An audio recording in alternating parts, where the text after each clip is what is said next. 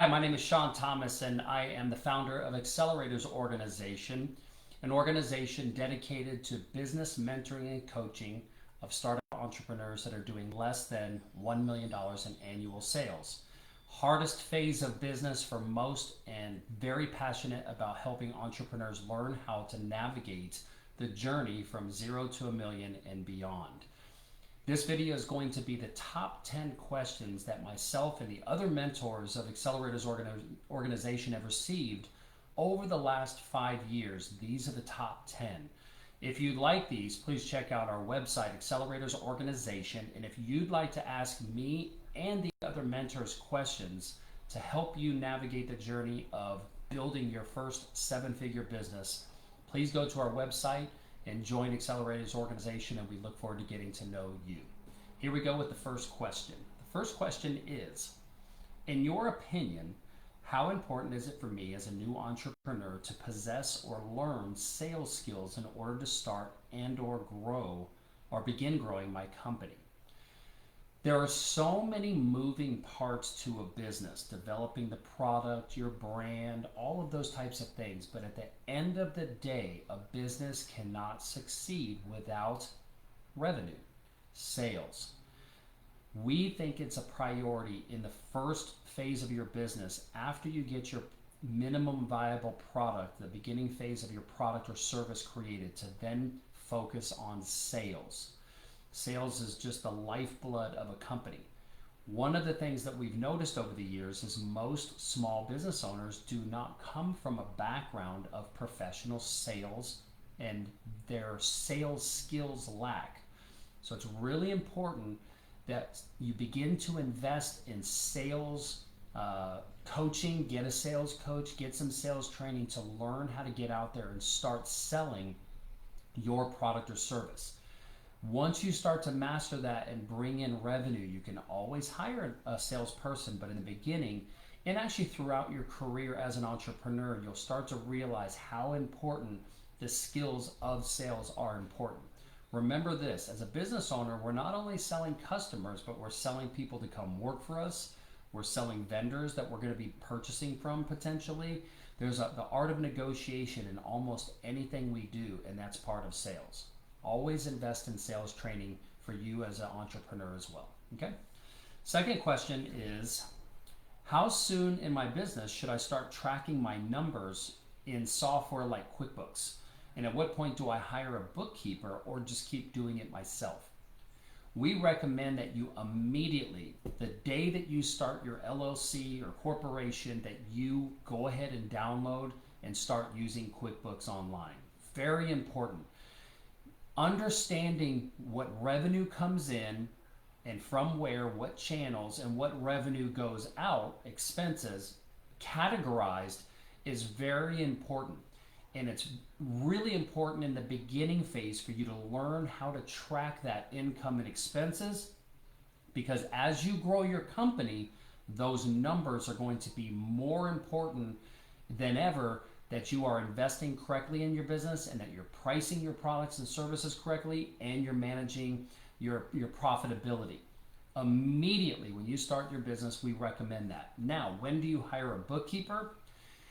Most of the time we've seen businesses, depending on the types of products or services that they sell, once you get your business to about $250,000 of annual sales, once again, depending on the number of transactions it takes to get to that, you can probably manage your QuickBooks yourself, meaning reconciling your monthly financial statements each month. Once your transactions get to be so excessive that you're having to spend too much time on a monthly basis managing and categorizing and reconciling your books, that's when you want to start to bring in a bookkeeper. A bookkeeper is not that expensive. Generally speaking, for a business from $200,000 to $500,000 of annual sales, you might be looking at $500 to $600 per month, and it is an expense well worth it so that you can focus on building the company. Okay, so that's what we recommend. Hope that helps. The third question is, what value does a mentor bring to me as a business owner?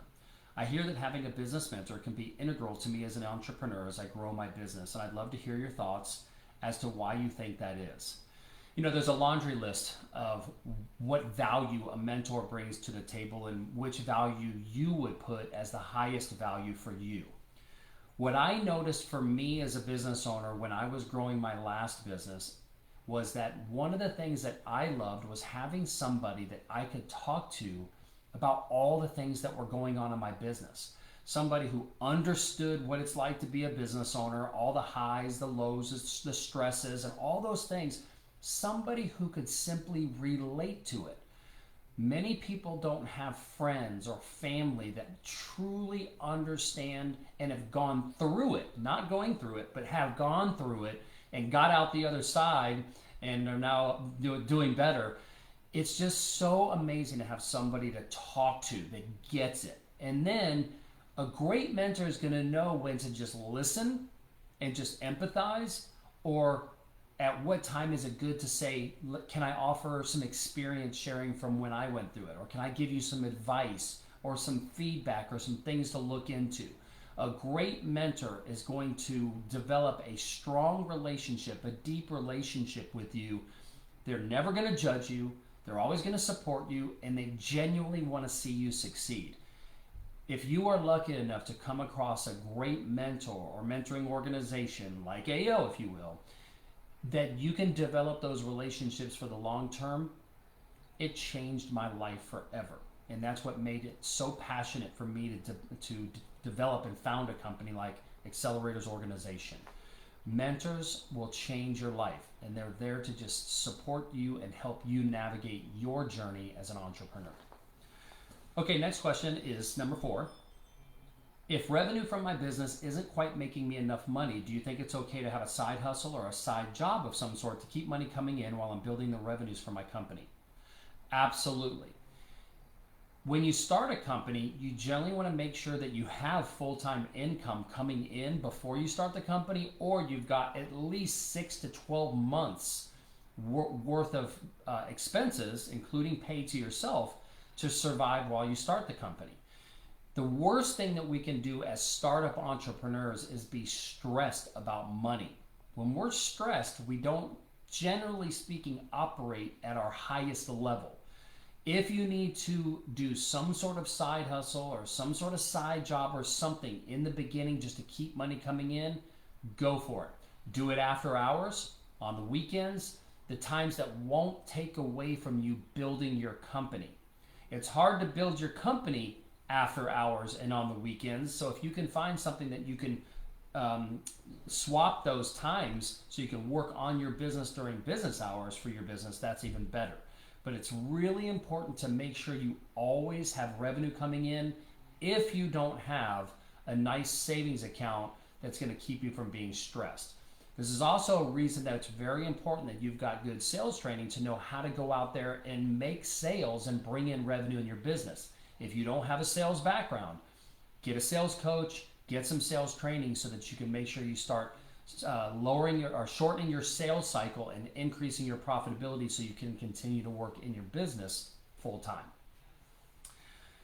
Number 5 is, what is the one thing you wish you would have known about how hard it would be to be a business owner when you started, and what did you do to overcome it? One of the things that I always say is you don't know what you don't know. And if you've never owned a business for a lengthy amount of time, you realize you don't know everything. And even though I've been in business for 20, 30 years, there are things that still happen that I go, I have never encountered this. How am I going to problem solve this? I overcame this back in 2005. I had my business for 3 years. I started in 2002.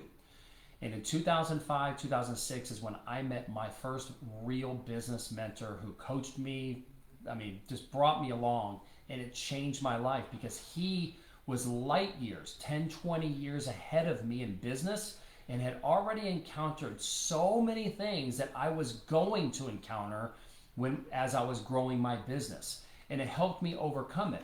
And there were times when he could personally help me because he had the experience, and there were other times that he recognized that he wasn't the expert, and he would say, Shawn, what I would recommend you doing is going and finding a coach that can help you for this.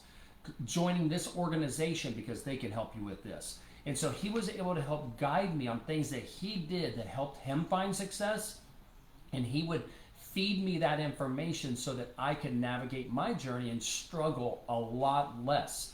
There's always so many different and unique circumstances that come up to us as a business owner that we have never experienced, and we have to kind of become master problem solvers. So having somebody that has been in business 10, 20 years longer than us that we can go to for advice, that helped me. That's been my biggest struggle. The second thing, very close to that, which is one of those circumstances, is it always surprised me that no matter how much I did for, say, a team member, an employee, it never ceases to surprise me that it doesn't matter how much we do sometimes people are going to screw you over. And that was a very emotional thing for me to learn, was why that would happen, and was it my fault? Could I have prevented it? Sometimes we can't prevent those types of things, and learning how to get through that with the help of a good mentor or a good therapist, that was one of the things I wish I would have known, is no matter how well you treat people, sometimes it just doesn't matter. That took a lot of time to get through. Number 6, I spend so much time doing admin work and producing and delivering the product for my customers that my business revenues are suffering. How do I get more sales when I don't have the time to go out and network and do the selling activities?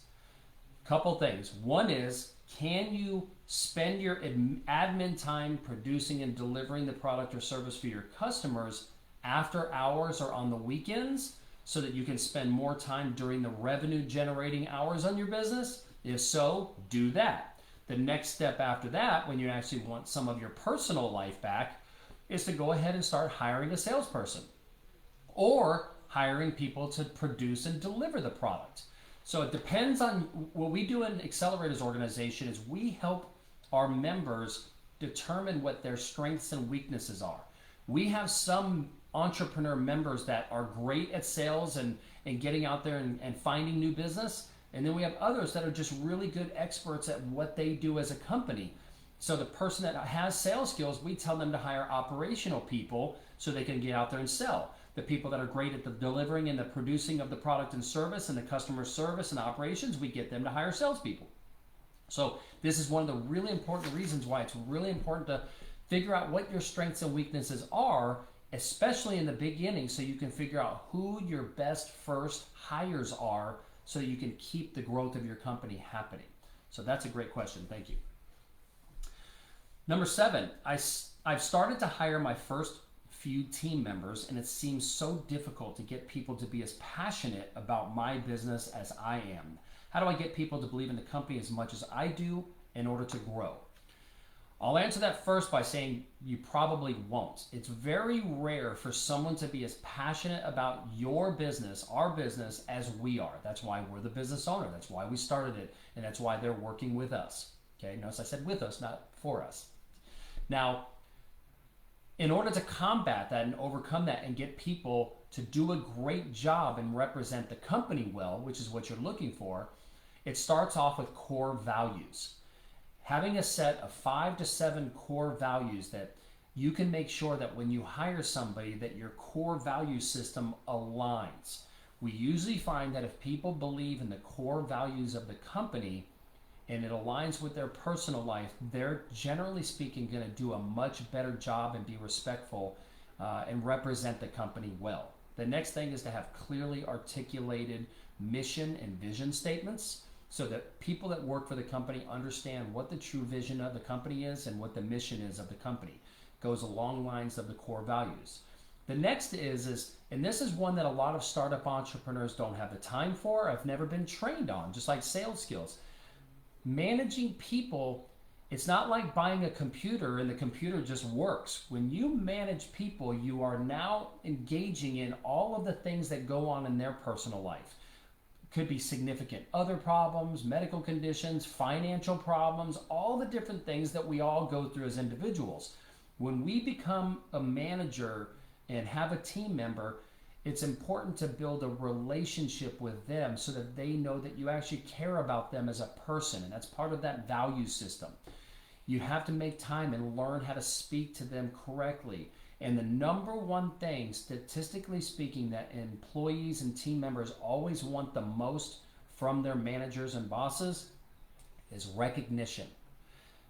Oftentimes, new business owners will point out when someone makes a mistake, but they won't say great job when someone does a good job. And listen, just showing up on time is doing a good job sometimes. So just saying sometimes, I'm thankful that you actually show up on time and work maybe a little bit after hours. Like giving your team members recognition for a job well done can go so far. We teach all these principles in Accelerators Organization to help you navigate that journey. Okay. All right, next question, number 8. My team members keep coming to me for guidance on every single decision. How do I get them to start thinking for themselves and not having to come to me for every little thing? I've got so much to do and my mind is elsewhere, and I just want them to do their job. How can I get them to make their own decisions? I could feel the frustration in this question, and I know this question so well. There is a book I always recommend startup entrepreneurs read and have their new team members read called The 1 Minute Manager. It will help create a culture of getting your team members to learn how to come up with solutions on their own, and maybe coming to you to make a decision on what solution is best, but not always coming to you with the problem. When we usually hire somebody when we're first starting a company, it's because there's so much demand on our time that we need someone to fill a role, and we want to just hire them and say, here you go have fun. Don't talk to me, just do your job like a computer and blah, blah, blah. But that's the people dynamic of starting a company. So it also starts with onboarding and training them effectively, and there are some great software and process techniques of training employees and team members that we can help you with in Accelerators Organization, so that when you hire somebody, you can create SOPs, standard operating procedures, that are processes that make it easy for someone to know how to do their job and not have to come to you for every time they need to know how to do something. So there's so many things around this. We could do a 10-hour class just on this, but it's really important that you remember to train them properly and then get them thinking for themselves and creating that culture. So I feel the frustration on this, and I've been there, done that, but that's how to overcome it. Okay. Okay, number 9. How do I figure out how much I should pay myself, and how I should pay myself as I am putting all my money back in the business? Do I pay myself just enough to pay my own personal bills, or do I put myself on a steady salary? How do I know how much to invest back into the company? Okay, my experience with this is when I was first starting my company, I had certain bills that I had to pay, so I always just paid my bills. Because in the beginning, I was basically working 24/7 in my business. I didn't have much of a social life. I was single when I started my company, so I didn't have a lot of obligations on my time with kids and a significant other. So it's really important that I just put all the money back in the business. I wanted to grow the business as fast as possible. So I just figured I'm going to take out as much money as I need when I need it. I didn't put myself on a salary, if you will, like a bi-weekly paycheck, well into 12, 18 months into my business. I would just give myself enough money out of the business to survive, and then all the money went right back in the business. I didn't have a lot of money when I first started, so I kind of had to do it that way. I had to make some sales, pay myself some money so that I could survive, and just keep repeating the process. Once you start to get enough cash flow going, and you're managing your QuickBooks, and you're saying, hey, I got an extra $10,000 or $15,000 in our checking account that don't really need it in the business checking account, there's nothing to invest in, you can always just bonus out some money to yourself and put some more money in your personal pocket. But in the beginning, it's just really important to cash flow the business, invest in the business as much as you can to grow it, because the whole idea that we teach here in Accelerators Organization is to get your business to 7 figures as fast as possible. That's why we call it Accelerators Organization.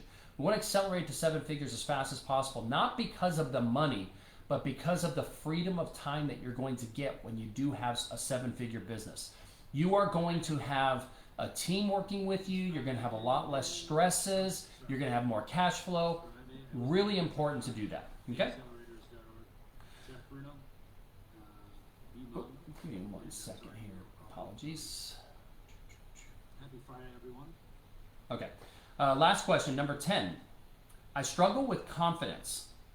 What can I do in my business and life to build my confidence so that I can close more deals, hire better people, and just generally have more confidence to succeed in life.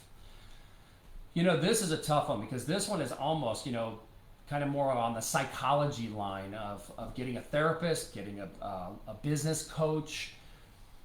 One of the things that always helped me with confidence was to not let fear keep me from doing something. Always realizing that if what I tried did not work out, it was going to be fine. As long as I didn't die, of course. But if I lost some money or if I lost some time, I always lived my life in kind of a naive mindset. In fact, I wrote a book called The Power of Naivety. Naive is negative. It's not negative or positive. It's just like, I don't know what's going to happen and I'm just going to try. Now, there's some things I tried that now I would have been like, why did I try that? Because now I would know that there was no way that was going to work out, but I tried it and I got some experience and I learned from it. I always said to myself, I just want to try. I just want to experience new things. And it doesn't matter if it doesn't work out. See, I don't use the term if it failed because I just don't like to use that word. It just didn't work out. You can use failure if you want to, but I lived my life with this naive mindset that I just wanted to experience everything. Now, as I got a little bit older and I made a lot of mistakes and I met some great mentors and coaches and what have you, I learned that I could also be naive and try new things, but I could calculate risk better. So I always said, my confidence is that I'm going to try and it's okay if it doesn't work out. And that helped me build more confidence because what happens is once you start finding some successes and you learn what works, your confidence builds and you learn what you're capable of. Some of the greatest entrepreneurs that you'll meet have overcome some of the worst circumstances. And it was that confidence and belief in themselves that got it there. But if they didn't go through those challenging times and know that they could get through it, it could have consumed them in fear. So some of the greatest entrepreneurs, if not most of the greatest entrepreneurs, went through troubling times, and because they were confident, they'll get through it. Now, how do you struggle less? You join accelerators organization, you get great business coaches, you join organizations where you have a group of peers that talk to, that understand you. I struggle the most when I'm alone and I think I got to take on all my problems by myself. When I learned the power of community and mentors, coaches, consultants, advisors, therapists, I started to realize that I could get help and reduce the time of the struggle and the amount of struggle tremendously. I've been mentoring thousands of entrepreneurs in Accelerators organization over the years, and I can tell you firsthand, the ones that lack in confidence and don't have the ability to reach out for help, those are the ones that struggle the most. It is far few in between the unicorn entrepreneur that can do everything themselves and just be the all figured out person, and they figure it out really well and don't struggle in the process. The majority of people, when they go into the withdrawal mode and try to learn everything on their own, they're the ones that struggle the most. Confidence says, I'm okay asking for help from somebody who's already done it because I want to succeed faster and I want to struggle less. You will build more confidence by being able to be vulnerable and ask for help than just trying to figure everything out on your own all the time. That will help build your confidence. And remember, think of that feeling when you win at something. That builds your confidence. Success breeds more success, and that builds your confidence. Okay? So those are our top 10 questions. I appreciate you getting through this. There are a bunch of other mentors answering these 10 questions right here on this YouTube playlist. Recommend that you listen to as many as you can, if not all of them, because every successful entrepreneur that is answering these questions has bootstrapped and built a 7 or 8 figure business. So they have gotten from where you are to being on the other side and having financial and time freedom and success in their life. And if you'd like to ask me or any of these other mentors questions, Join Accelerators Organization at acceleratoorg.com. Feel free to reach out to me on Instagram at AskAMillionaire or at AcceleratorsOrg. And would love to get to know you and help you in your business as well, okay? Hope you have a great day, morning or night, wherever you are in the world. And here is to struggling less and succeeding more in our life. Thank you.